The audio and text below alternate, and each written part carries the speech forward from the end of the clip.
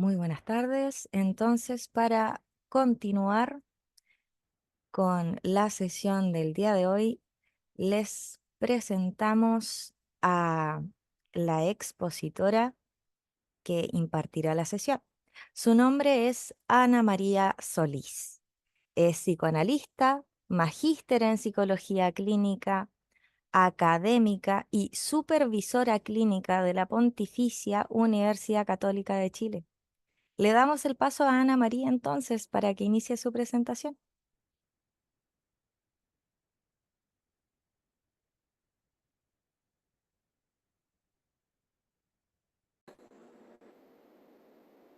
Súper. Bueno, como siempre agradezco a quienes puedan abrir sus cámaras, muy agradecida de eso.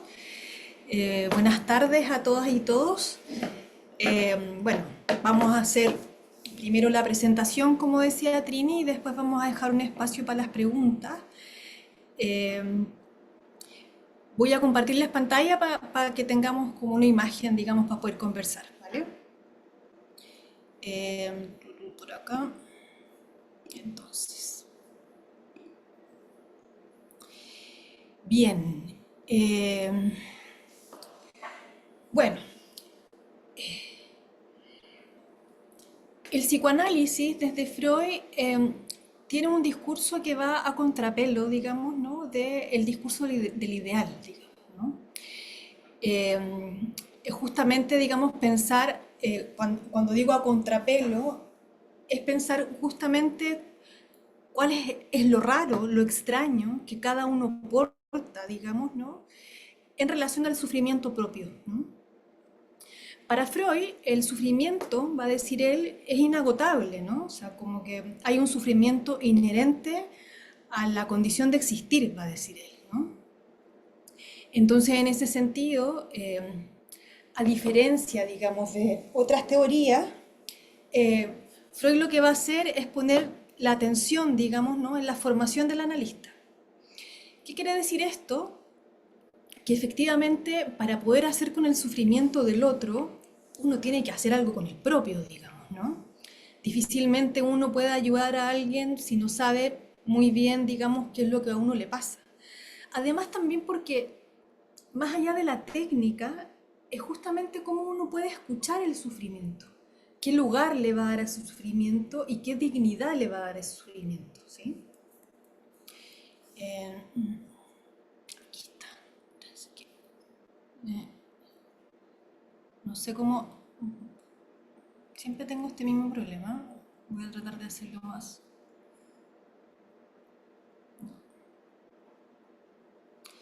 A ver si lo puedo sacar de aquí. Ay, sí.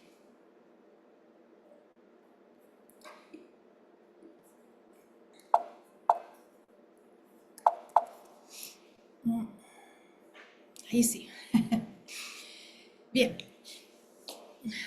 Vamos a pensar en cuatro conceptos fundamentales, ¿no? El primero va a ser la pulsión, ¿sí? Freud va a plantear, digamos, un concepto límite entre lo psíquico y lo somático, ¿no? Recuerden que Freud eh, era médico, ¿no? Era neurólogo. Entonces, cuando él se acerca, digamos, al fenómeno psíquico, lo quiere entender más bien neurológicamente, ¿no? Él trata de entender desde el discurso médico algo que es subjetivo y eso es lo que va de alguna manera a ir cambiando su teoría, ¿no? Pero lo que él establece y hasta el día de hoy trabajamos con eso es con la pulsión. Él va a decir que es un concepto límite entre lo psíquico y lo somático y que tiene que ver con una energía, ¿sí? Una energía que no es el instinto, ¿no? Porque justamente en el instinto o el instinto va a llevar aparejado un objeto, ¿sí? O sea, tenemos el ejemplo de los animales, por ejemplo, ¿no? Los animales tienen una estación, digamos, donde aparearse, además de eso, eh, una comida en particular, digamos, ¿no? No está la pregunta de cómo hago yo con el otro, ¿no? O si me gusta o no me gusta, digamos, eh, esta pareja u otra, digamos, ¿no? O sea, la característica de nosotros es que estamos atravesados por el lenguaje, pero que el lenguaje no lo dice todo, ¿sí? siempre va a haber una palabra, en términos lacanianos, un significante que falta en el campo del otro y que esa falta es la que nos hace tener un lugar, ¿sí? Porque si no está esa falta, ¿qué lugar podemos tener, digamos, ¿no? Entonces, en ese sentido, para poder entender la lógica de la repetición, por ejemplo, ¿no? Que uno siempre va y tropieza con la misma piedra, busca el mismo trabajo, busca la misma pareja, digamos, ¿no? Como que uno está siempre en la repetición, a pesar de que uno sabe que le hace mal, ¿sí? Pero lo que aparece en el discurso del paciente es: no puedo hacer otra cosa, ¿sí? Yo sé que voy para allá, sé que está mal, pero igual lo hago, ¿no? Y fíjense que si uno piensa la pulsión como una energía psíquica, como una energía que viene desde el cuerpo, digamos, ¿no? Y que tiene de alguna manera una vía facilitada, ¿sí? Entonces siempre es lo mismo, ¿no? Por eso pensamos en la lógica de la repetición. No estamos en la lógica, digamos, de que alguien puede educar la pulsión, ¿sí? En el sentido, digamos, de que podríamos enseñarle a la persona, al paciente, a que no haga lo que tiene que hacer, ¿sí? Programa Elige Vivir Sano, digamos, ¿no? Donde se hacen charlas a pacientes diabéticos, algunos ya amputados, donde se les enseña cómo tienen que comer, ¿sí? Pero resulta que una vez que salen de la charla, van y se comen un pedazo de torta del refrigerador, digamos, ¿no? Creo que este punto es súper importante porque hace una distinción fundamental para entender de que no es que la persona no sepa, no es que la persona no entienda, no es que la persona tenga mala voluntad, digamos, ¿no? Porque fíjense que cuando algo no se ajusta a la norma o al ideal, rápidamente pensamos como en esto que vamos a llamar trastorno, ¿no? O sea, el trastorno como palabra, digamos, está diciendo de que está fuera, digamos, de una lógica ideal, ¿no?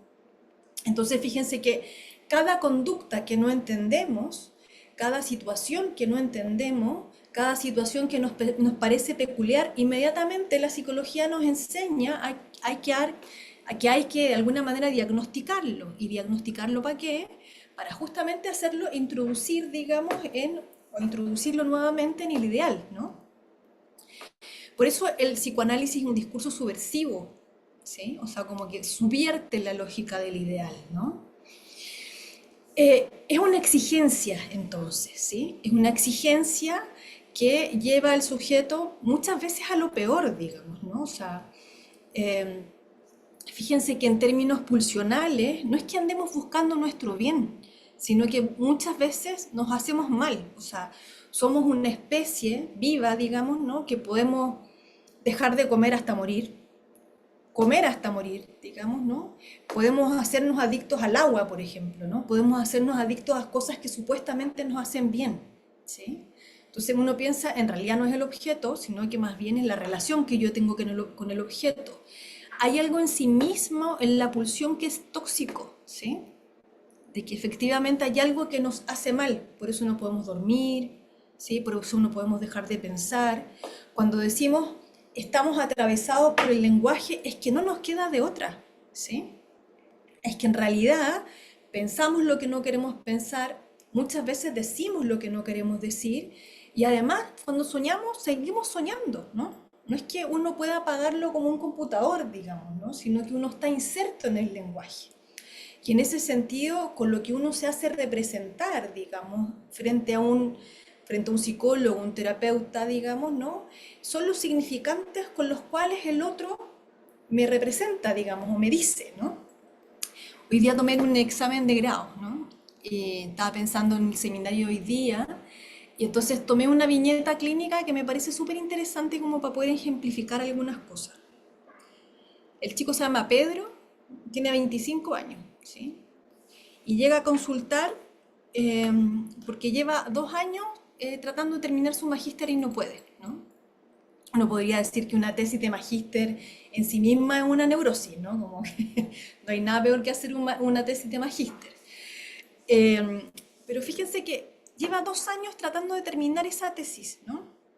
Es un cabrón exitoso, es el mayor de los 3 hermanos, ¿no? Y lo que él dice es que no puede, digamos, ¿no? Se sienta frente al computador y no puede escribir nada, Entonces, su salida, que uno podría pensar, si es que estamos hablando desde otro tipo de clínica, esto podría ser como el motivo de consulta, digamos, ¿no? La salida de esto es que él efectivamente lo que hace es pegarse en videojuegos, ¿sí? Entonces, se sienta frente al computador a terminar la tesis, a terminar la tesis del magíster y va al computador, digamos, en realidad se pone a jugar videojuegos. Y se queda ahí horas de horas, ¿no? Lo cual le permite no pensar en la tesis, ¿no? Ahora, ¿cuáles son los antecedentes en este caso? Uno es que en realidad él dice, soy el hermano mayor y además mis padres tienen todas las fichas puestas en mí, ¿no? Y además también, yo no sé por qué se pasa eso, pero bueno. Eh,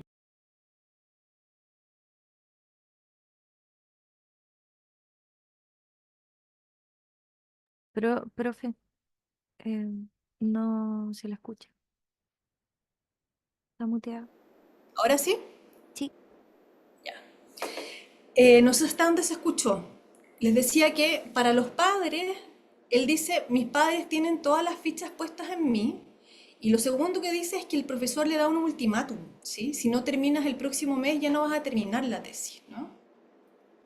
Entonces, fíjense, está el ideal, ¿no? Efectivamente, él es el hijo prometido, por decirlo de alguna manera, ¿no? O sea, los padres, él es la primera generación universitaria, digamos, ¿no? Los padres o sea, son padres que han se esforzado muchísimo para que él vaya a la universidad, pero él fracasa, ¿sí? Entonces uno dice, pero ¿qué es lo que lo hace fracasar, ¿no? Y lo que aparece ahí es el vicio por los videojuegos como una manera de hacer con esto que le pasa, digamos, ¿no? Y que es totalmente a contracorriente de lo que uno podría esperar de que él hiciera, digamos, ¿no? Cuando hablamos del objeto de la pulsión, ¿sí? A lo que nos referimos es que la manera en que tenemos de relacionarnos con el otro, porque pensemos en esta energía que es límite entre lo psíquico y lo somático, que además es una exigencia, ¿no? Pero que además nos permite hacer un lazo con el otro, ¿no? Ahora, el lazo que nosotros establecemos con el otro no es al modo de los animales, por eso esto no es instinto, digamos, ¿no?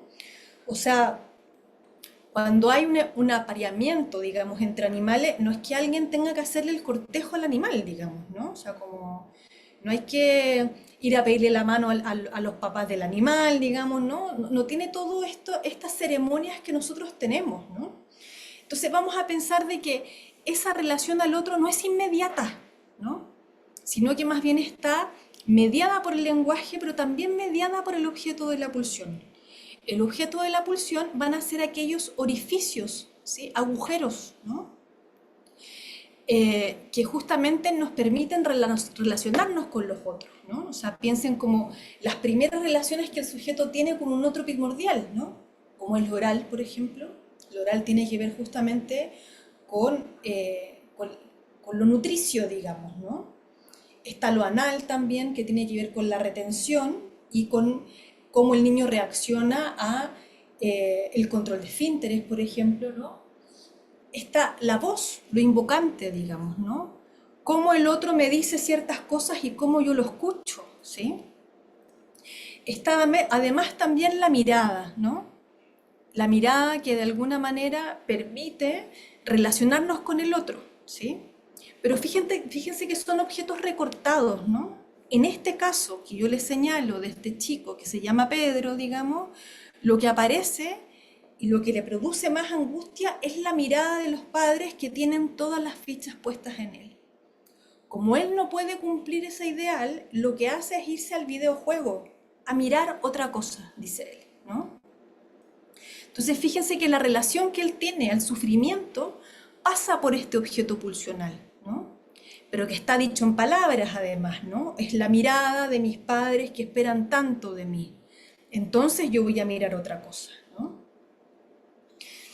Quiero que retengamos este caso porque con los conceptos nos va a permitir de alguna manera pensar qué posición clínica, perdón, tomar con este caso, ¿no? Decíamos entonces, es una exigencia, no es el instinto porque está atravesado por el lenguaje, tiene un objeto pulsional que tiene que ver justamente con las zonas erógenas, ¿no? Con los agujeros que nos permiten hacer un lazo con el otro, ¿no? No es domesticable y es una exigencia que debe satisfacerse, ¿no? O sea, piensen en algo muy, muy básico, ¿no? Cuando ustedes tienen hambre, ¿no? Efectivamente, todo se transforma en hambre, ¿no? O sea, como empezamos a pensar, digamos, ¿no? Como que empieza a abrir la guata, ya uno no puede responder de la misma manera, no sé qué. Pero fíjense que a diferencia de los animales, nosotros tenemos hambre de algo, ¿no? No de cualquier cosa, ¿sí? Los que tienen hijos, no sé si les ha pasado que el hijo dice así como, tengo, tengo hambre de chocolate. No es como, ¿cómo es eso? Si el hambre es hambre, digamos, ¿no? Pero fíjense que como está atravesado por el lenguaje, es hambre de alguna cosa, ¿sí? Y es esa la satisfacción a la cual apunta esta exigencia, ¿no? No es a cualquier satisfacción, es una satisfacción paradojal, ¿sí?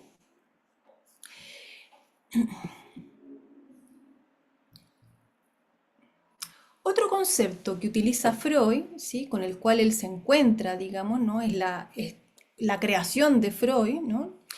Es el inconsciente, ¿sí? Él va a decir que el inconsciente de alguna manera es necesario, ¿sí? Porque no toda la conducta se va a explicar, o todo lo que le pasa al paciente se va a explicar mediante la conducta consciente, ¿sí? Sino que él va a hablar de otra escena, ¿sí? Y que va a tener sus propias reglas, digamos, ¿no? Porque vamos a pensar que en la vigilia, o más bien como en la realidad psíquica, en la realidad que nosotros creemos compartir, vamos a tratar de ser coherentes, digamos, ¿no? Hay una temporalidad, primero va esto, tercero esto, ¿sí? Pero fíjense que Freud va a tomar el sueño como un paradigma de lo inconsciente. Y en el inconsciente no hay principio de no contradicción, ¿sí? O sea, como que todo puede estar en el mismo lugar. Una persona puede hacer al mismo tiempo la abuela, el padre, el tío, digamos, ¿no? Uno puede volar en el sueño, ¿no? Uno puede hacer cosas increíbles en un sueño. Entonces Freud va a decir que una formación de lo inconsciente, por ejemplo, es el sueño, ¿no? Y va a pensar también que el sueño, o sea, perdón, que el inconsciente está estructurado como un lenguaje. Esto ya lo dice Lacan, digamos, ¿no? Eh, o sea, quiere decir que de alguna manera responde a las mismas reglas, ¿no? O sea, está la metáfora por un lado, ¿no? Que una cosa puede significar otra cosa, digamos, no varias cosas. Eh, o sea, cuando el chico dice, mis padres tienen las fichas puestas en mí, eso es una metáfora, digamos, ¿no? ¿Qué significan las fichas? ¿No? Las fichas aluden a otra cosa, ¿no? Eh, También puede ser metonímico, digamos, ¿no? Que se puede desplazar constantemente. Va a decir que además el inconsciente, como no tiene temporalidad, muchas veces algo que es del pasado tiene una actualidad presente, ¿sí? O sea, muy constante. O sea, fíjense que él hace 2 años que no puede terminar esta tesis y él lo siente como si fuese hoy día, esta presión que él tiene, porque los padres le dicen, no te preocupes, no termines la tesis, no sé qué, pero este dicho y esta mirada de los padres tiene una eficacia actual que lo hace padecer muchísimo, ¿sí?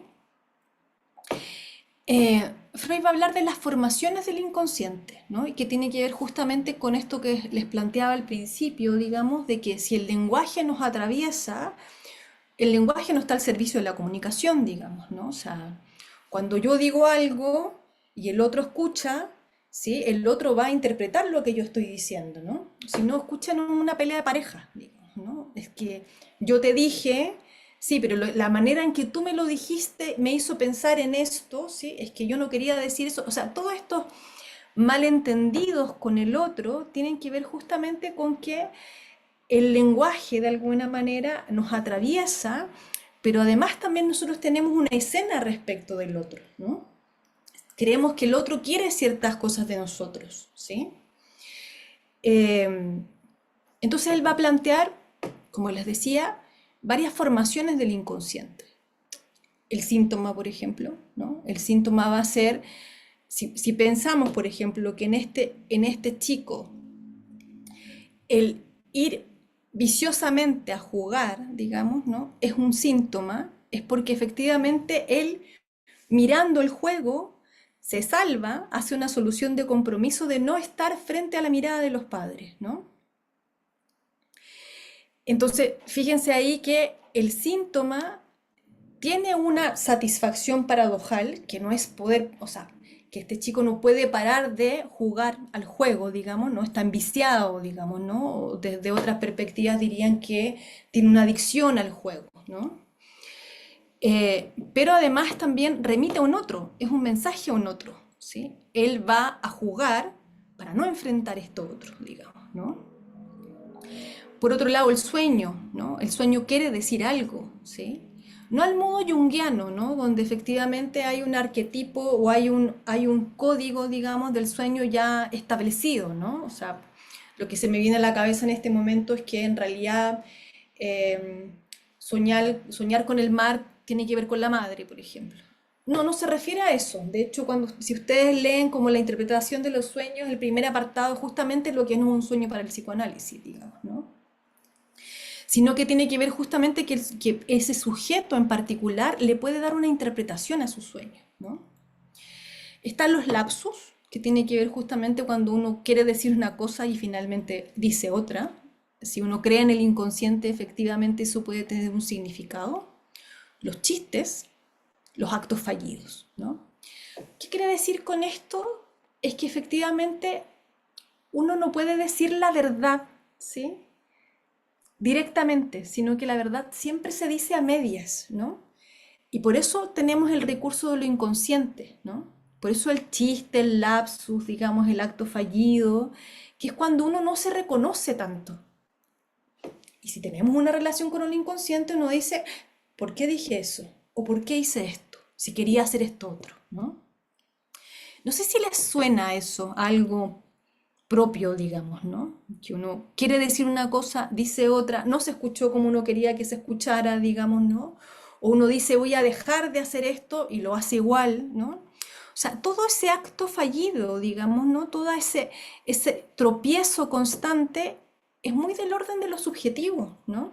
No es un error, ¿sí? Sino que más bien a lo que apuesta Freud es que eso quiere decir algo para ese sujeto en particular y tiene que ver con su verdad, ¿sí? Tiene que ver justamente con su realidad psíquica, ¿no? Entonces fíjense que ya no tenemos la idea de que un sujeto debe adecuarse, digamos, a una realidad compartida, a un ideal, digamos, ¿no?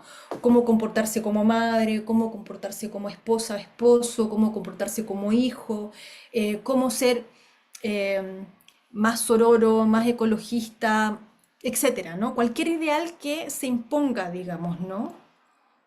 En la sociedad, sino que más bien es cómo ese sujeto se las arregló, ¿sí? Con la relación que tiene con el otro y con la pulsión, ¿sí? Que es como con esta propia energía, digamos, que es una demanda constante por satisfacerse, ¿sí? Y la relación con el otro.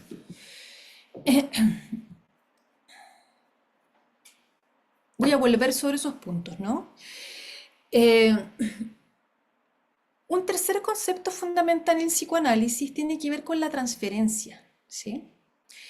Cuando hablamos de la transferencia, Freud está diciendo de que, bueno, hay un fenómeno social, digamos, ¿no? Y que tiene que ver justamente con que yo le supongo un saber al otro, ¿no? O sea, yo creo que esta persona, por X características, puede saber algo respecto de cualquier cosa, ¿no? O sea, piensen como en una situación, digamos, familiar, ¿no? Si yo tengo un problema, voy a inventar, financiero, por ejemplo, no le voy a ir a preguntar a mi tío que se gasta la plata, digamos, como en fiestas, ¿no? Sino que le voy a ir a preguntar a alguien, digamos, que supuestamente sabe respecto de eso, ¿no? Así elegimos candidatos, digamos, ¿no?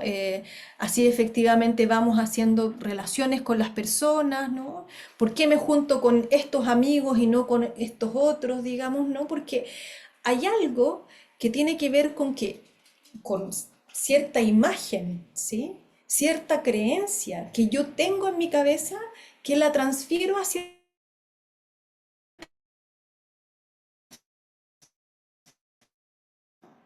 Ah, esta persona se parece a mi mamá en algo. Este me cae mal porque en realidad me recuerda a no sé qué persona, ¿no? Eso es un fenómeno social, ¿sí? Freud lo que hace es decir, bueno, este fenómeno social lo voy a ocupar en la clínica, ¿no? Entonces, ¿qué va a decir? Justamente que en la transferencia, o sea, en la relación analítica entre el paciente y el analista, lo que se va a poner en juego es justamente la realidad psíquica. Esto quiere decir que el paciente, si nos dejamos, digamos, ¿no? Porque cuando estamos en la posición transferencial como analista, tenemos que dejar que las cosas pasen. Si rápidamente queremos que el paciente se adapte a cierto ideal o empezamos a poner caras porque no entendemos lo que nos dice el paciente, digamos, o poner caras de reproche o no sé, como ustedes quieran, efectivamente el paciente no va a decir ciertas cosas, porque para la transferencia se necesita la confianza, ¿sí? Es central que el paciente pueda confiar en nosotros. Y por otro lado, que nosotros podamos confiar en el paciente, ¿sí? O sea, confiar que ese paciente de alguna manera quiere estar mejor y que además también lo que nos está diciendo es su realidad psíquica. No es que vamos a contrastar, digamos, si el paciente nos dijo la verdad o no, ¿sí? No somos detectives, digamos, ¿no? Entonces, la transferencia va a ser la puesta en acto del inconsciente, ¿sí? En la relación analítica, ¿no? O sea, si lo permitimos, lo que va a ocurrir es que el paciente va a replicar con nosotros la relación que tiene con el otro, ¿sí? En términos, digamos, de expectativas del otro, en términos también del objeto pulsional, por ejemplo, ¿no? Volvamos al caso de Pedro, ¿sí? Pedro, que no puede terminar su magíster, digamos, su tesis de magíster, que además piensa que los padres lo miran de determinada manera, el profesor le da un ultimátum y más encima nos confiesa que en realidad está enviciado con el juego, ¿no? ¿Qué posición vamos a tomar clínicamente? ¿Le vamos a decir que tiene que terminar su tesis de magíster? ¿Lo vamos a mirar con cara de reproche, digamos, ¿no? Que tiene que terminar la tesis. ¿O y vamos a decir que está muy mal que juegue a los videojuegos? Yo creo que es una pregunta, ¿no? Ahora, ¿somos su mamá? ¿Somos el profesor? ¿Somos su papá? ¿Sí? ¿Somos el control social, digamos, ¿no? Yo diría que no, desde mi perspectiva, digamos, ¿no? Entonces, como, fíjense que transferencialmente, si pensamos en la transferencia, situarnos en un lugar así lo va a hacer mirar para otro lado, ¿sí? Que es justamente lo que hace con los padres, lo que hace con el profesor, digamos, ¿no? En ese sentido, el análisis, el psicoanálisis, no es un dispositivo de control social, ¿sí? Ojo que la psicología puede servir como control social, ¿no? Vaya al psicólogo para que te enseñe no sé qué cosa. No sé si eso es clínica, ¿sí?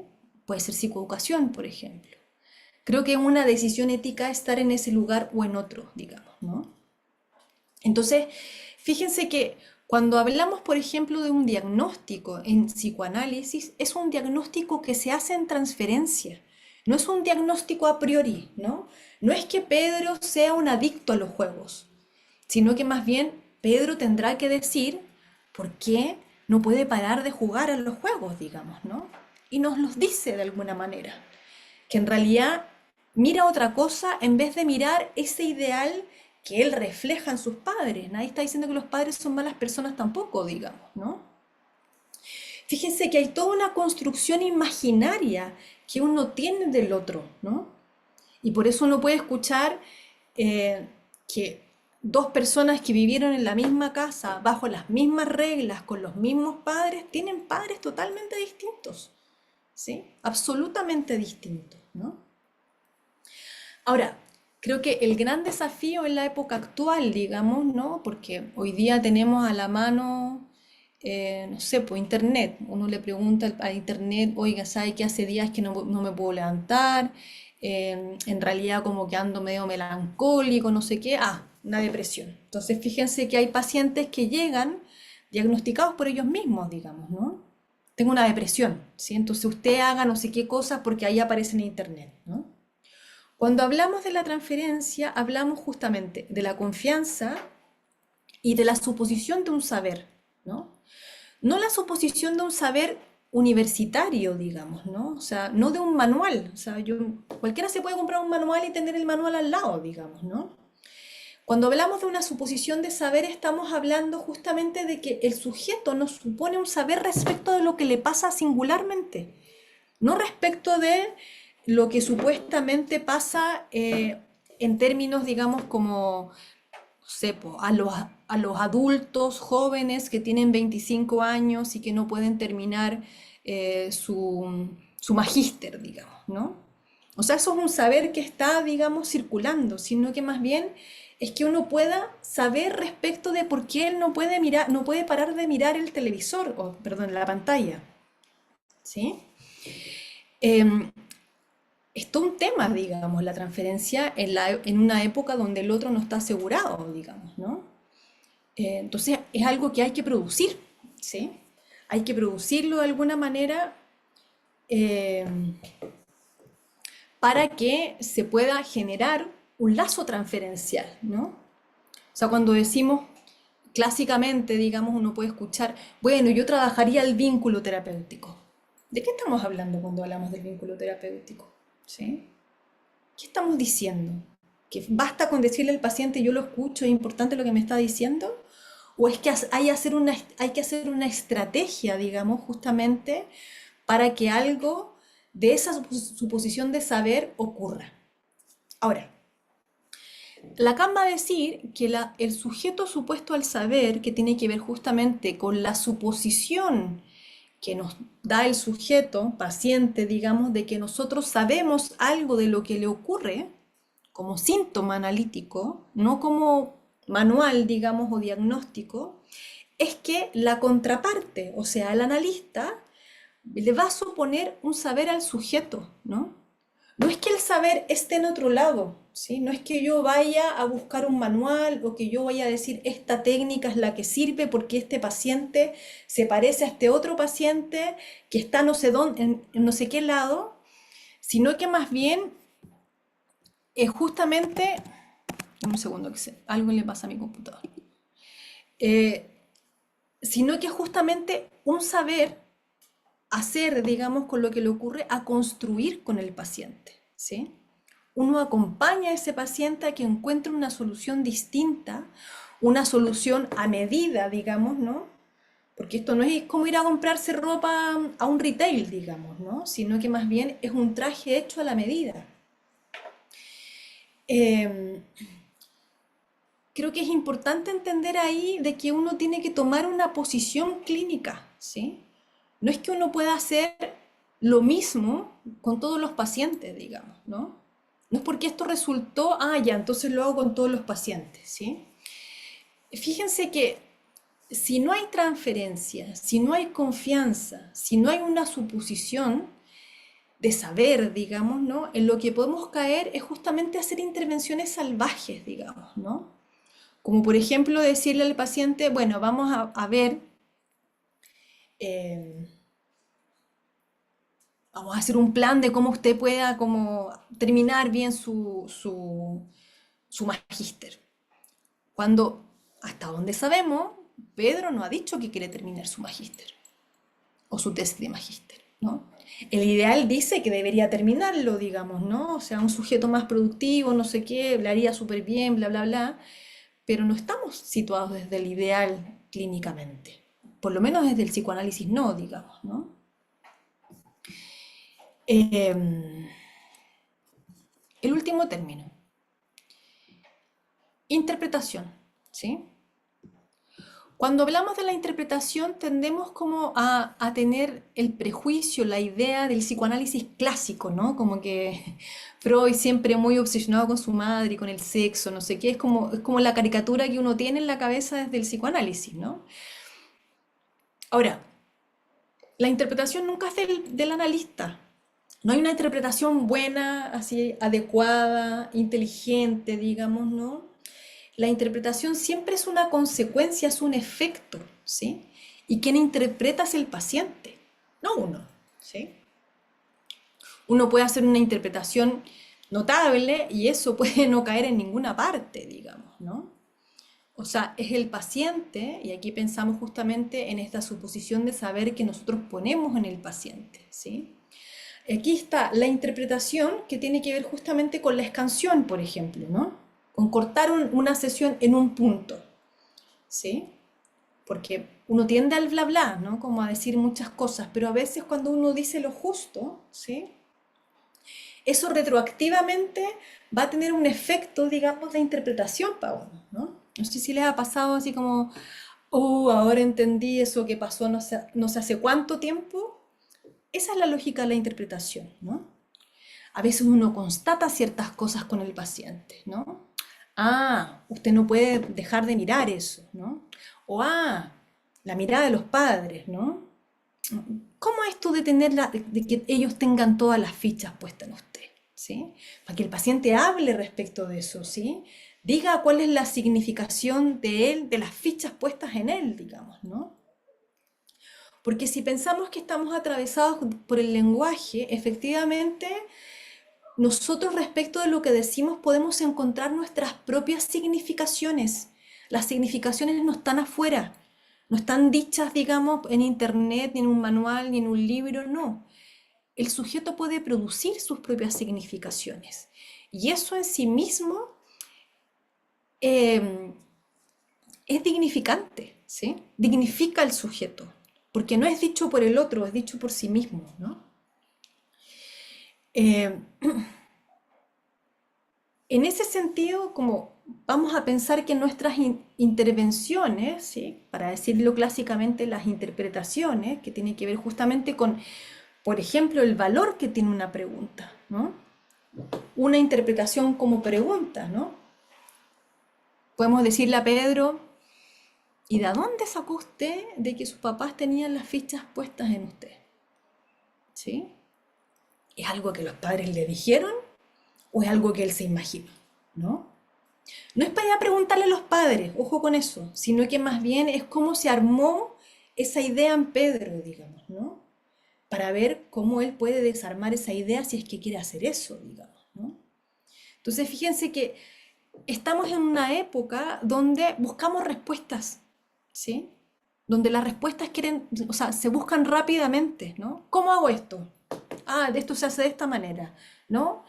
Quiero saber sobre esto, ya, entonces voy a leerme no sé qué cosa o voy a ver un video de no sé qué, ¿sí?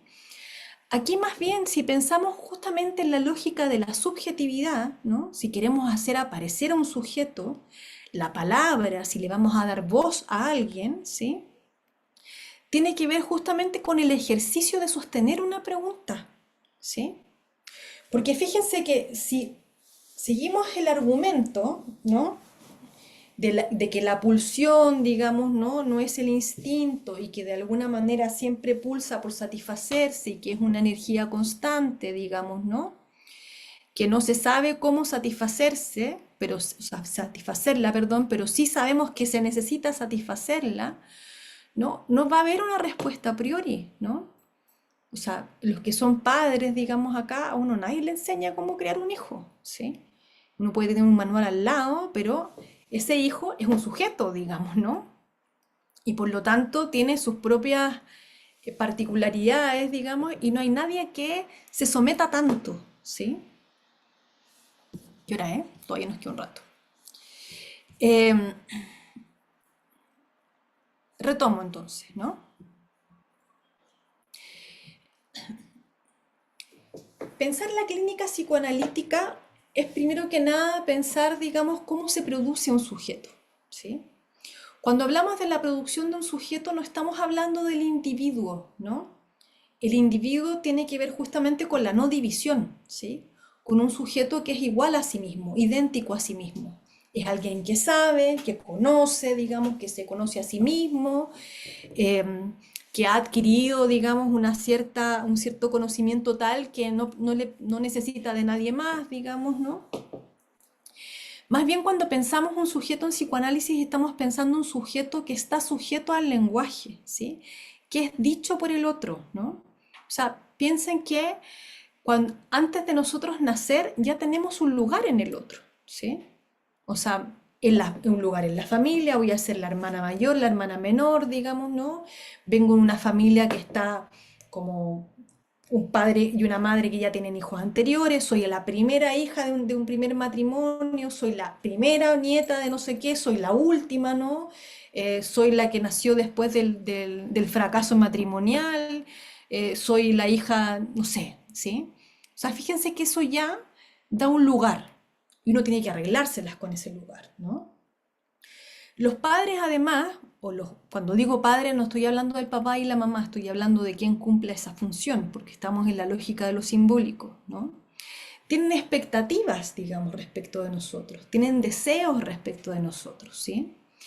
Y nosotros vamos a recibir esas expectativas y esos deseos y las vamos a interpretar, ¿no? Entonces, fíjense que en la lógica de la transferencia, ¿no? Cuando decimos, ¿no?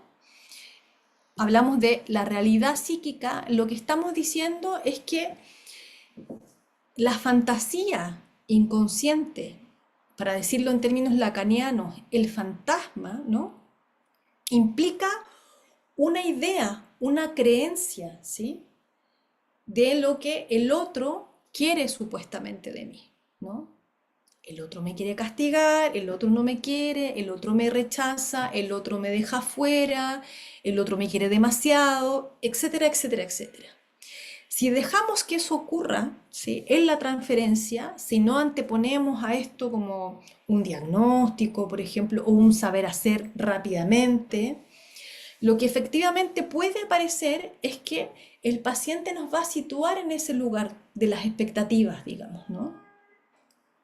Y es ahí donde nosotros nos vamos a poder dar cuenta cuál es la realidad psíquica del paciente, ¿sí? Que como es una creencia, digamos, ¿no? Y es donde vive el sujeto, ¿sí? No lo vamos a contradecir, ni tampoco lo vamos a tratar de educar respecto de un ideal, ¿sí? Sino que vamos a entender que esa realidad psíquica es donde el sujeto vive, ¿sí?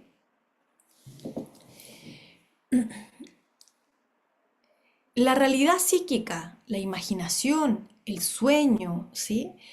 Es algo que el humano necesita, ¿no? Piensen, por ejemplo, en un niño que no puede jugar, ¿sí? El juego para un niño es algo fundamental, ¿sí? Que permite de alguna manera crear, ¿sí? Crear una realidad, también le permite, digamos, aprender ciertas cosas, ¿no? Y nosotros, cuando somos grandes, jugamos con el lenguaje, ¿sí? Entonces, fíjense que aquí la capacidad creativa que cada uno tiene, y cuando digo creativa no estoy diciendo que alguien haga una obra de arte, digamos, ¿no? Sino que más bien la película que uno se cuenta todos los días, ¿no? Cuando uno va en la micro mirando por la ventana y va imaginándose cosas, digamos, ¿no? Esas cosas responden a una realidad psíquica, ¿no? Entonces, por un lado, hablamos de un sujeto que está atravesado por el lenguaje, sujeto al lenguaje, pero también está sujeto del otro, ¿sí? De ese otro de la expectativa, de lo que supuestamente el otro quiere de mí. Freud nos recordaba un montón de veces lo prematuro que es el cachorro humano, ¿no? Que efectivamente tenemos una dependencia del otro, ¿sí? Tal que si no estamos con el otro tenemos la sensación de un desamparo, ¿sí? Entonces, fíjense que ahí hay una diferencia radical, digamos, entre lo que es un cachorro de un animal, digamos, y lo que es un cachorro humano, digamos, ¿no? ¿Por qué digo esto? Porque si hablamos del lenguaje, hablamos justamente de la interpretación, estamos hablando de la transferencia, estamos hablando de darle un lugar a la palabra del sujeto, es porque el sufrimiento, la estructura del sufrimiento del sujeto está hecho de palabras, ¿sí? De lo que el otro me dijo y de cómo eso de alguna manera me marcó, ¿sí? De lo que el otro no me dijo, de lo que yo supongo que el otro quiere, digamos, ¿no? Pero volvamos a Pedro, ¿no? Pedro dice que alguien tiene todas las fichas puestas en él, ¿sí? Y lo que, por lo menos en la viñeta, cuando tomaba hoy día exámenes de grado, no aparecía nada de lo que Pedro podía decir, ¿sí? Sino que solamente aparecían síntomas, ¿no? Y eso es lo que nosotros nos vamos, o con lo que nosotros nos vamos a encontrar en la clínica, con un sujeto que va a traer algunos significantes, ¿no? Por ejemplo, el otro tiene las fichas puestas en mí, no puedo dejar de mirar la pantalla, ¿no? Y sintomatología, ¿no? Hace 2 años que no termina la tesis, ¿sí? Efectivamente es un vicioso, ¿no? Porque no puede hacer otra cosa. Además tiene 25 años, ya debería haber salido, digamos, ¿no? Y yo creo que uno puede elegir éticamente qué escuchar, ¿sí?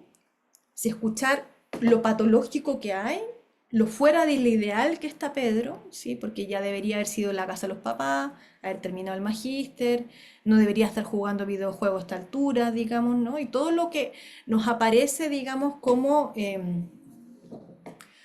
ideas de quién debería ser Pedro, y lo otro es escuchar el sufrimiento que está ahí dando vueltas en lo que a Pedro le pasa, ¿sí? Em, Esto es una pincelada así, una pincelada de la pincelada, digamos, ¿no? Eh, yo creo que podríamos abrir con esto las preguntas, Trini, ¿sí? Hay un montón de cosas en el chat que yo no voy a lograr ver, así que Pero podemos comenzar ya con Paulo Palma. Te escuchamos, Paulo.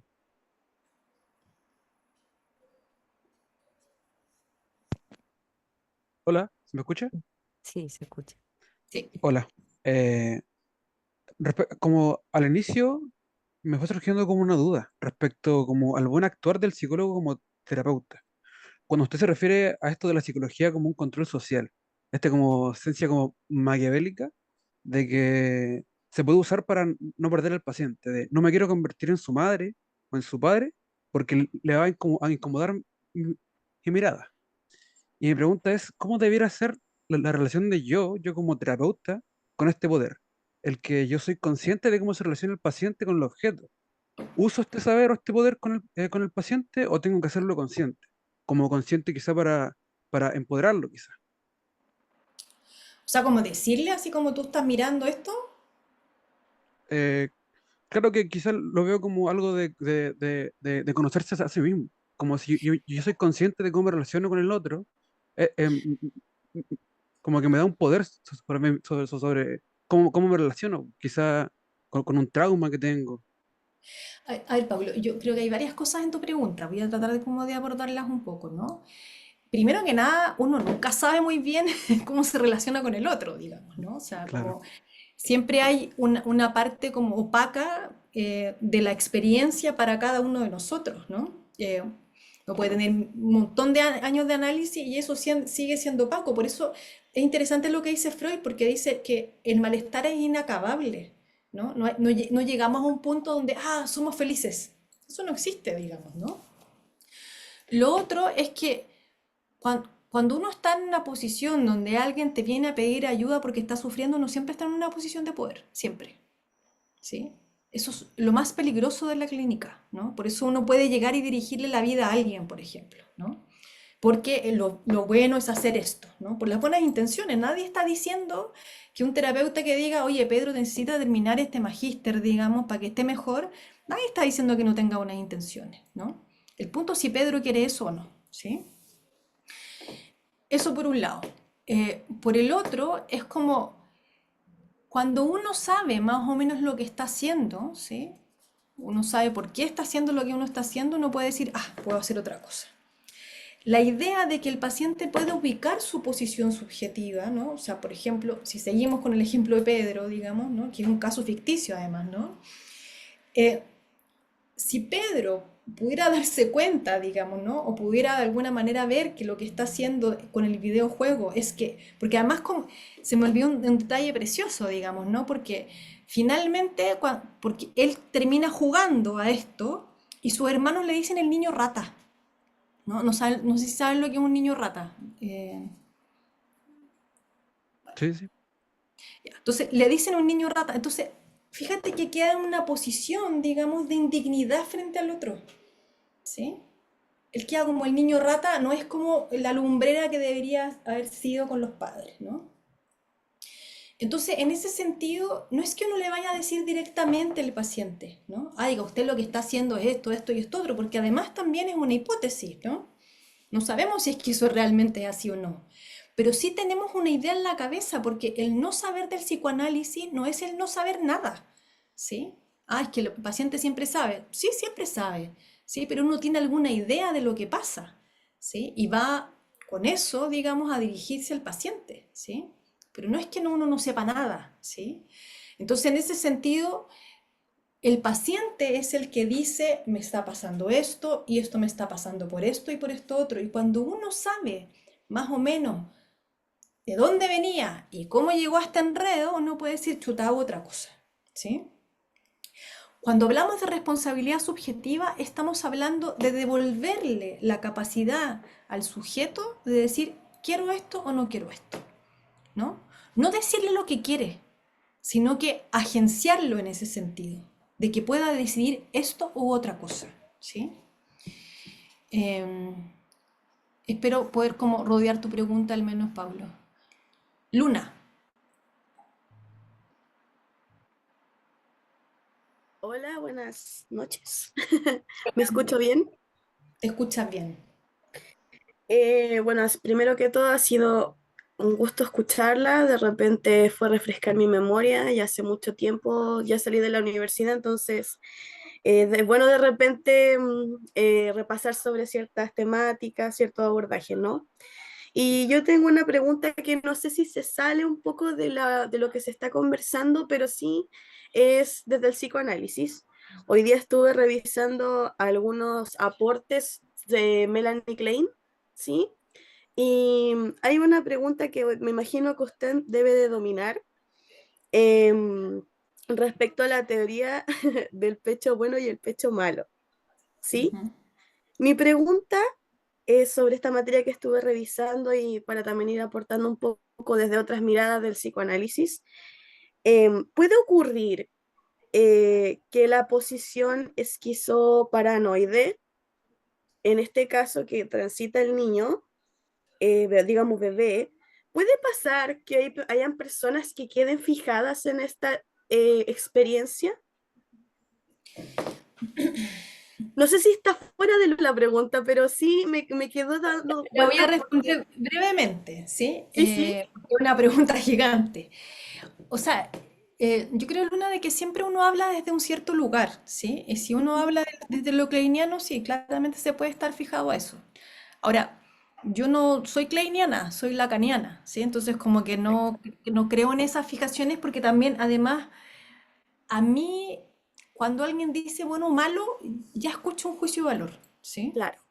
Entonces, como que habría una buena manera de hacer las cosas y una mala manera de hacer las cosas, ¿no? Entonces, como que, y ahí podría equivocarme, digamos, porque tal vez Klein no lo está diciendo en ese sentido, ¿no? Pero Claro. por lo menos yo lo podría escuchar de esa manera.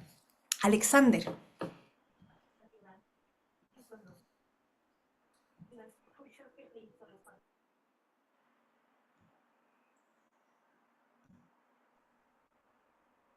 Hola, ¿te ¿qué escuchan? tal? Dale. Hola, muy buenas noches. Eh, yo tenía una pregunta que yo trabajo, por ejemplo, en una fundación para personas que presentan toxicomanías, ¿sí? Eh, y es un trabajo que desde, por ejemplo, el psicoanálisis, encuentro que es complejo situarse, sobre todo por el nivel, por ejemplo, de patologías que se manejan, también cómo funciona el centro, porque el centro ya los denomina a ellos sujetos como adictos, ¿no? Ujú. El adicto dicen miente, el adicto engaña, el adicto nunca dice la verdad y ellos llegan a la consulta con esto, ¿no? Entonces mi pregunta sería, ¿cómo trabajar desde esta institución con el psicoanálisis? O sea, es un contexto, digamos, como bien brutal, digamos, ¿no? Siempre porque fíjate que ya vienen como con todo un prejuicio, ¿no? Como son mentirosos, no sé qué, bla, bla, bla. Ahora, uno hace una clínica siempre con eso, digamos, ¿no? O sea, siempre los pacientes van a decir, no, es que mi papá me dijo esto, que mi mamá no sé qué, bla, bla. Entonces, como, ¿cómo alojar la subjetividad en un lugar como ese, ¿no? Hay un analista que se llama Fabián Naparstek, que es argentino. Te voy a anotar aquí cómo se llama el TIA de Buenos Aires. Buenos Aires. Lo interesante es que, bueno, él y yo también comparto con él, somos todos adictos, ¿no? Todos estamos adictos a algo, ¿no? No en el sentido como coloquial, digamos, ¿no? Sino que todos estamos pegados a un objeto, ¿no? Entonces él va a decir que el problema no es el objeto, sino que más bien es la relación que uno tiene con el objeto. Entonces esto es una pregunta, ¿cómo alojar eh, algo de esa subjetividad en un contexto tan adverso, ¿no? Pero sí lo que uno puede pensar es cuál es la función que tiene el tóxico para esa persona, ¿no? Si tomamos a Pedro como un adicto, ¿sí? Un verdadero adicto, ¿sí? Uno puede decir, bueno, pero esa adicción viene al lugar de qué, ¿sí? Porque si uno dice, esto tiene una función, es que uno piensa que hay un sujeto ahí que está ocupando eso para algo, ¿no? No es el objeto por el objeto, sino que más bien es el lugar que el sujeto le da a ese objeto en particular y cuál es la función que cumple, ¿no? Hay un texto que se llama Contribuciones psicoanalíticas a la salud mental, quien recopila es Luigi Gómez. Estoy viendo en el chat, digamos, como que partamos por Freud, no sé qué, estoy de acuerdo, siempre hay que partir por Freud, pero partan también por la clínica, ¿no? Porque a veces pasa de que uno se enreda mucho en los conceptos teóricos, trata de entenderlo todo y no se puede, entonces más bien es como que traten de pensar en algunos textos que son chilenos, en instituciones, digamos, con clínica psicoanalítica, donde uno puede de alguna manera acercarse a eso que tú estás diciendo, Alexander, como justamente a dignificar la posición de desecho que pueden tener los pacientes en una institución. ¿Sí? Felipe,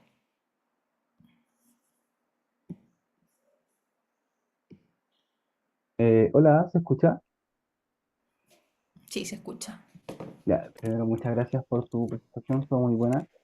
Y tenía una duda un poco más técnica, en el sentido de esta relación de la transferencia, como qué pasa cuando se trata no sé, de aplicar la terapia psicoanalítica en instituciones y está como esta predisposición a decir algo sobre la primera sesión o a dar ciertas explicaciones, como cómo se opera un poco en esto, como en No, esta... no entendí, discúlpame.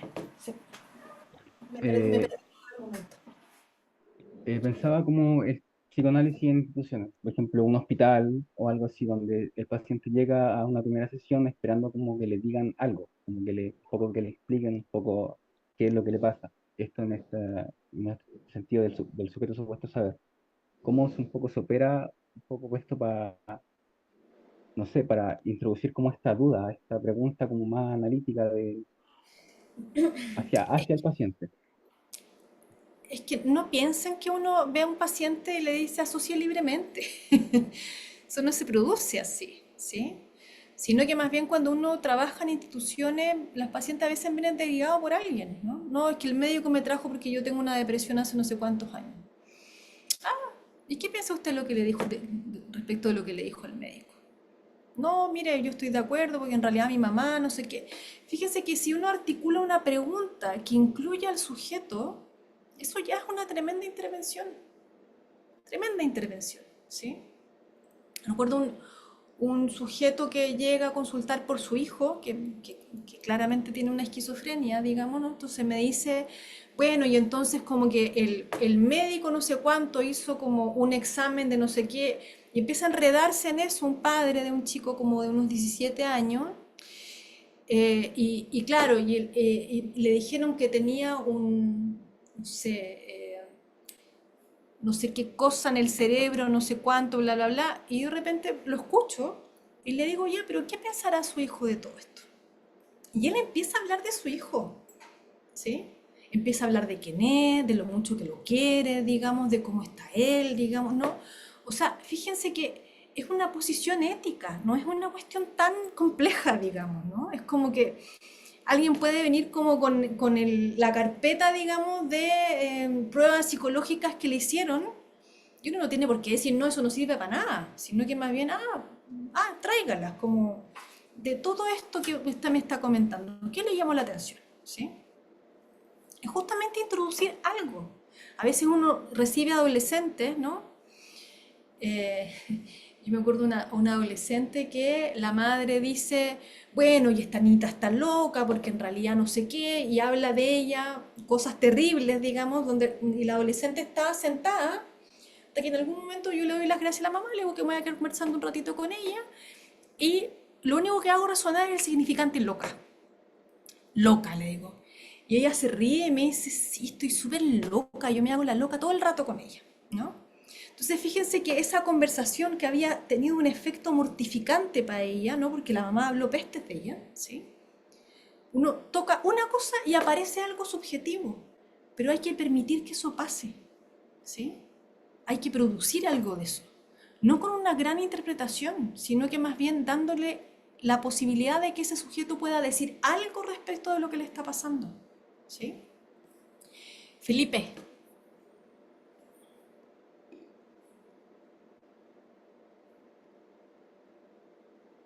Felipe.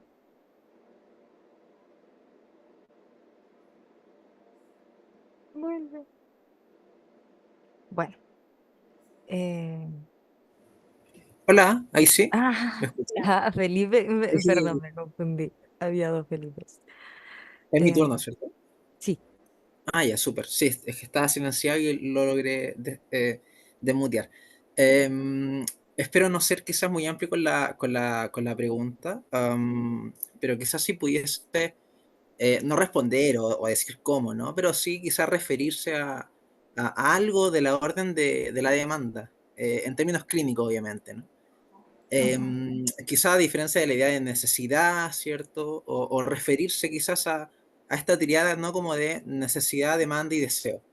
Em, Obviamente, claro, entiendo que quizá algo muy amplio, ¿no? Pero algunas coordenadas Es que no es o amplio, algo por el estilo. o sea, no es amplio, es algo fundamental, digamos, ¿no? O sea, Ujú. estás preguntando por por la teoría psicoanalítica propiamente tal. O sea, a ver, entre la necesidad y el deseo aparece la demanda, digamos, ¿no? La necesidad es del orden del instinto, ¿sí? Ya cuando se pierde algo, ¿sí? Cuando aceptamos, no es aceptar, pero fíjense que nosotros siempre estamos en falta, digamos, ¿no? Porque no existe un significante en el campo del otro que nos diga cómo relacionarnos con el otro, ¿sí? Y siempre tiene que faltar algo para que haya un lugar vacante para el sujeto, ¿sí? Entonces ya ahí entramos en el plano del deseo. Y entre la necesidad y el deseo está la demanda, ¿no? Que es justamente una demanda de nada, es una demanda de amor, ¿no? Cuando el paciente nos dice, ayúdenme por favor a separarme, uno tiene que decir, a ver, pero ¿se quiere separar? Como que no estamos tan claros, ¿sí? Entonces fíjense que a veces se confunde el motivo de consulta con la demanda. El motivo de consulta es lo que el yo dice que quiere hacer. La demanda tiene que ver justamente con que hay algo que no se sabe, hay algo que no está. ¿Sí? Entonces, por lo tanto, yo apunto, digamos, a encontrarlo en el analista, digamos, ¿no? O sea, la demanda siempre es una demanda de amor y una demanda que nunca se responde. Cuando uno responde a la demanda, por ejemplo, el paciente quiere que uno, no sé, en este caso de Pedro, ¿no? Si uno responde a que él en realidad quiere que yo lo ayude a terminar el magíster y uno empieza a hacer eso, lo que va a ocurrir es que eso no era lo que quería, digamos, ¿no? Eh, Cuando los hijos dicen como, mamá, tráeme algo, y uno le dice, ¿qué cosa? No, cualquier cosa. No es el objeto, ¿sí? Es el lugar, ¿no? Pues hoy día nos confundimos tanto respecto de si le compramos un montón de cosas a los cabros chicos, los tenemos conectados, no sé qué, o sea, vienen las vacaciones de invierno, ¿no? O sea, olvídense la cantidad de cosas, de ofertas de cosas para que los cabros chicos hagan, cuando hace 20 años atrás, o 30 años atrás, 40 años atrás, se moría el aburrimiento, tenía que inventar algo, digamos, ¿no? Porque el capitalismo, digamos, ¿no? La época actual genera una demanda que no existe, ¿sí? Y por eso la necesidad se empieza a confundir con el deseo, como si en realidad lo que uno desea fuese lo que uno quiere, ¿sí? O sea, uno generalmente dice, quiero esto, lo consigue, pero en realidad no era tanto eso. Entonces, el deseo siempre se va moviendo, es otra cosa, otra cosa, otra cosa, otra cosa. Si creemos que la vida de Pedro se juega en el magíster, estamos fritos, digamos, ¿no? Porque va a terminar el magíster y va a ser otra cosa, ¿sí? ¿Se entiende un poco la lógica, no? Felipe, no sé si alcanzo a rodear algo de tu pregunta. Sí, buenísimo, muy bueno. Agradezco, sí, sí. Valentina. Cerramos con Fabián, ¿te parece, Trini? Ya. Hola, buenas noches. Hola. Bueno, me consultaba en la misma línea que Felipe, pero desde la mirada de cómo este caso que usted plantea y la relación que ha configurado el paciente con la madre se ve proyectada en este deseo de los videojuegos. Me gustaría de qué manera usted podría explicar esa proyección del objeto en los videojuegos y también en la dinámica que él tiene. Pero no entiendo cómo tú dices como lo de los padres. Claro, la dinámica que tiene con los objetos, en este caso lo que usted describía con la madre, ¿de qué manera la proyecta con la dinámica que él la mantiene actualmente? Y el tema de los videojuegos, como que ahí me genera alguna confusión de por qué él pudo haber deseado hacer eso. Mira, yo no ¿Cómo se creo que... explica? Sí, Mm, sí, sí, te entiendo la pregunta, pero yo no creo que en este momento haya que hacer tanta especulación, sino que más bien él dice, mis padres me miran como si pusieran todas las fichas en mí, ¿sí? Entonces cuando se le pregunta qué hace, es que él mira todo el día un videojuego, ¿sí? Entonces, ¿dónde está la mirada? ¿Sí? O sea, suponemos que los padres, porque además él dice en algún momento, bueno, mis padres son súper relajados, me dicen que no termine, pero igual él tiene, digamos, como esta vocecita, ¿sí? Que es súper yoica y que por supuesto tiene que satisfacerse como la pulsión, de que él tiene que hacerlo, digamos, ¿no? Pero fíjate que el detalle clínico es que él se escapa de la mirada mirando algo más. Todo lo otro habrá que construirlo con él, digamos, ¿no? Pero por lo menos tenemos ese dato para poder entrar con él, digamos, a conversar. ¿Sí? Gracias por tu pregunta, Valentina. Leonardo.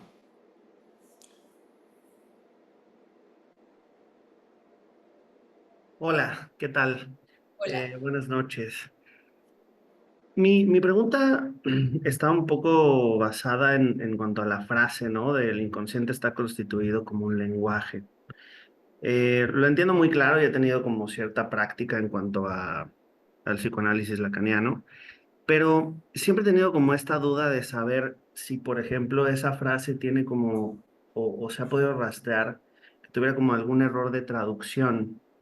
Porque no es lo mismo decir el inconsciente que lo inconsciente.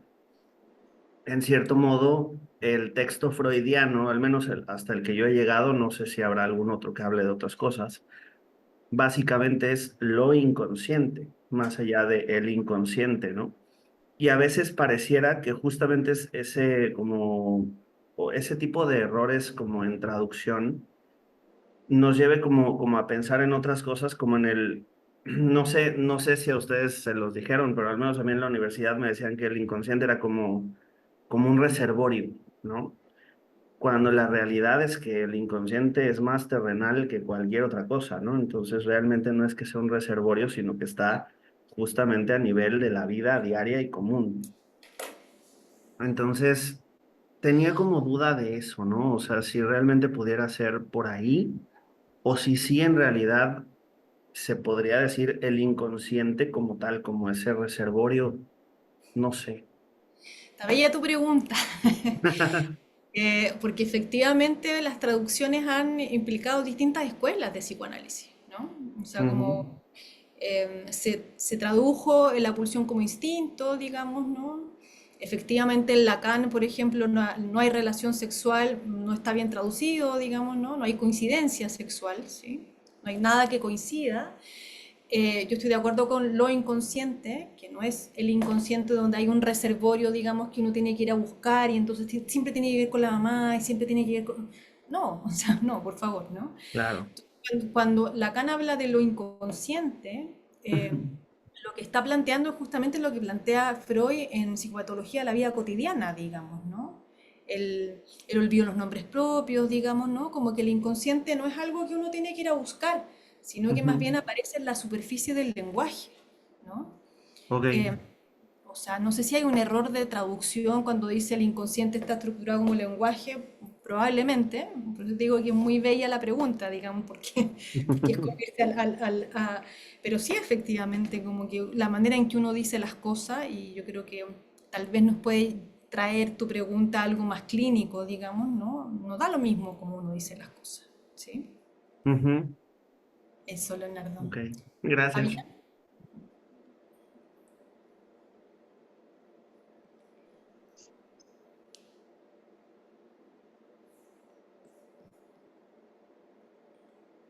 eh, estás Ana muteado, María, Fabián.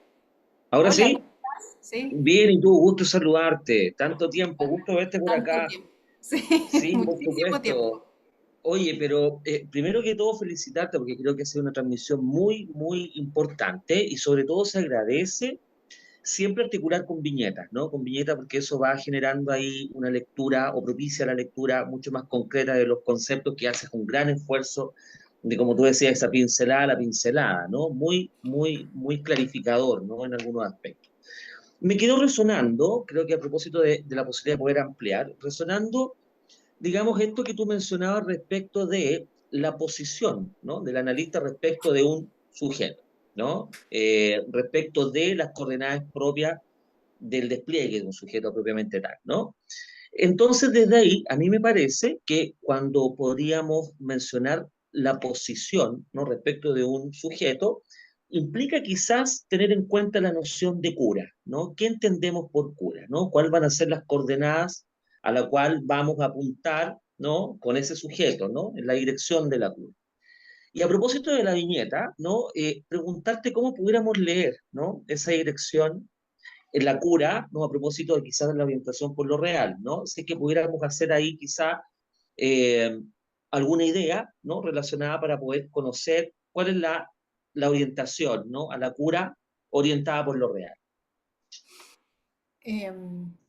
Chuta, la media pregunta. O sea, voy a decir lo que decía Freud, o sea, como que uno sabe cómo parten las cosas, pero no sabe para dónde uno va a dónde van. Ahora, si uno piensa, cuando Fabián dice la dirección de la cura, tiene que ver justamente con que uno no le dirige la vida a un paciente, digamos, ¿no? Por eso uno no le va a decir a Pedro, termina tu tesis, digamos, ¿no? Sino que más bien uno dirige algo de ese real, digamos, ¿no? Ese imposible con el cual se enfrenta y que tiene que ver con no poder parar de mirar la pantalla, no poder parar de los videojuegos, digamos, ¿no? Entonces lo que uno asume ahí es que el sujeto está comprometido, ¿sí? Pulsionalmente en ese videojuego. Entonces en ese sentido uno puede ir a, ¿cómo decirlo? Bordear algo de ese goce, ¿sí? Cuando decimos goce es que no hace lazo con el otro, ¿no? El problema que aquí es que no es que él juegue para ir a conversar con los amigos, para decir que los padres son terribles, digamos, ¿no? Sino que más bien él mira el juego, juega en silencio y corta el lazo con el otro, ¿sí? Y aquí lo que uno podría apuntar como un primer momento de la orientación de la cura es que él pueda decir algo de lo que le está pasando a un otro en la transferencia. Ese sería el primer paso, digamos, creo yo, ¿no? Que él ponga algo de lo que le está pasando en una relación con el otro, en palabras, ¿no? Porque uno podría pensar que aquí es puro acto, ¿no? Es un no puedo, ¿sí? la angustia que implica el no puedo y el acto, digamos, de estar en el videojuego, pero no pasa por la palabra. ¿Sí? Por ahí. Matías, y la última pregunta.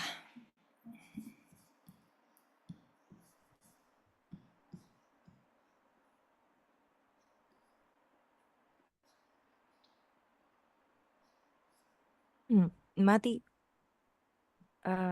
estás con el micrófono encendido, se supone, pero no te... Ahí, ¿Oh? ¿Se escucha? ahí sí. Y ahora sí.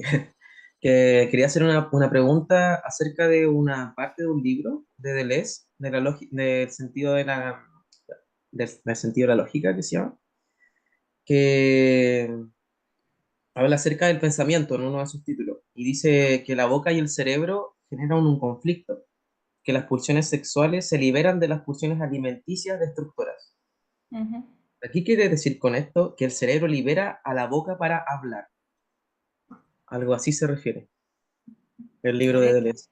habría que preguntarle a Deleuze, digamos, ¿no? Claro. Eh, ahora, yo creo que como yo lo puedo pensar en este momento, Matías, porque la verdad es que no lo sé, es que en realidad lo que nosotros decimos en un análisis no sirve para nada, en el sentido, digamos, como de la productividad del otro, ¿no? Lo que uno hace en un análisis es un esfuerzo de poesía todo el rato, ¿sí? Eh, es una invención, digamos, singular de un sujeto, ¿no? Entonces, hay que liberar la cabeza para poder hablar, digamos, ¿no? Porque si uno habla todo el rato esperando que eso sea productivo o esperando como un resultado rápido, dejamos de hablar, digamos, ¿no? Entonces, ¿cómo hacer, insisto en esta palabra, un esfuerzo de poesía, digamos, ¿no? Para efectivamente soltar la cabeza y hablar de cualquier cosa, ¿no? Por eso, para que haya asociación libre, tiene que pasar un montón de cosas, ¿no? No podemos entrar por ahí. Me hiciste acordar de algo. Eh, Hay un texto que se llama La urgencia en la formación del analista, que es como un compilado de gente que trabaja en pausa, pero me acordé, digamos, de algo que habla a propósito de Les. ¿Dónde está? No, esto.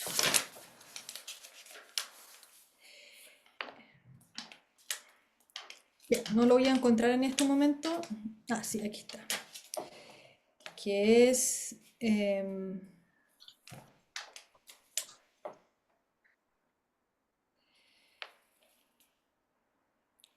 chuta, no lo encuentro.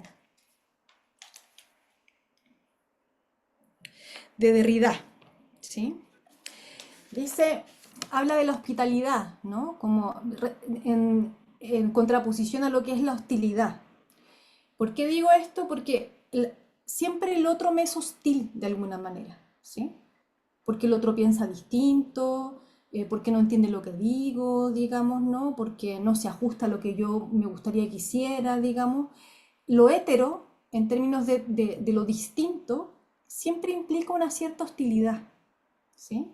Por algo cuando se nos ponen en la fila uno quiere decir como, ¿qué quiere decir este? O, ¿cómo se ocurre que se quede la fila? O uno dice, chuta, la embarré, no sé qué. Siempre el otro, como diría Freud en El malestar en la cultura, siempre implica un cierto sufrimiento el otro. Entonces aquí lo que dice Derrida es que habría que hacer una hospitalidad inventada para la singularidad del recién llegado, del visitante inesperado, ¿sí? Y va a ser todo un recorrido, digamos, respecto de la hospitalidad, digamos, como sin límites a las leyes de la hospitalidad. Pero dice algo que es súper interesante, ¿no? Y que termino con esto. Y es que cuando uno está muy cómodo con una visita en la casa, ¿sí? Es que hay algo de la hospitalidad que no está funcionando, ¿sí? Uno tiene que ceder un poco el límite propio, ¿sí? Incomodarse un poco para que efectivamente el visitante sienta la hospitalidad, ¿no? ¿Qué quiere decir esto? Según lo que yo leo de eso que Derrida está diciendo, digamos, ¿no? Siempre uno hace una lectura. es que en realidad uno tiene que salirse, primero que nada, de la lógica de lo que uno piensa que está bien o está mal, ¿sí? Y también de la tranquilidad que implican los conceptos, ¿sí? Los diagnósticos, los conceptos, digamos, las maneras de hacer, no es que este paciente se parece a este otro, entonces así se hace, digamos, ¿no? La clínica es incómoda, siempre es incómoda, porque uno nunca sabe lo que tiene que hacer, ¿sí? Y por eso se reinventa una y otra vez. Entonces, retomo lo que trae Matías, lo cual te agradezco, digamos, ¿no? Es que hay que soltar un poquito la cabeza para poder escuchar a alguien, ¿sí? Y por eso les decía, para poder hacer con el sufrimiento ajeno, uno trata de hacer con el sufrimiento propio, ¿sí? Te agradezco, Matías, la pregunta. Bien, Trini, terminamos. Sí, mucho amorcito del bueno en el chat, por si acaso. Muchísimas gracias, queridísima expositora, por su presentación. No sé si les gustaría dejar invitados a nuestros participantes del día de hoy para Ah, el sí, programa del perdón, se me diplomado. olvidan las formalidades. Bien, los dejo súper invitados al diplomado que va a empezar el 28 de junio, o sea, en 2 semanas más. Eh, Hay hartos colegas bueno, que participan en este diplomado y que son notables, digamos, profesores y además también muy buenos clínicos. Muchos de ellos trabajan y trabajaron en instituciones. Está Ricardo Abello, está Gonzalo Miranda, digamos, eh, Valentina Correa, Pietro Montaña, Francisco Cubillo, creo que no se me da ninguno, espero. Eh, Colegas con los que he tenido el gusto de trabajar y la confianza también para que me acompañen, digamos, en este proyecto que ha resultado ser muy bonito, que es el diplomado que ya está en la tercera versión en ADIPA. Los dejo súper invitados, me parece que es una experiencia súper rica, porque además también un poco lo que destacaba alguien por ahí es mucha casuística. De hecho, tenemos un módulo, digamos, que yo hago con Valentina Correa sobre casuística. Así que invitadísimos a que participen. Eso sería entonces. Muchísimas gracias y que tengan bonita noche. Gracias.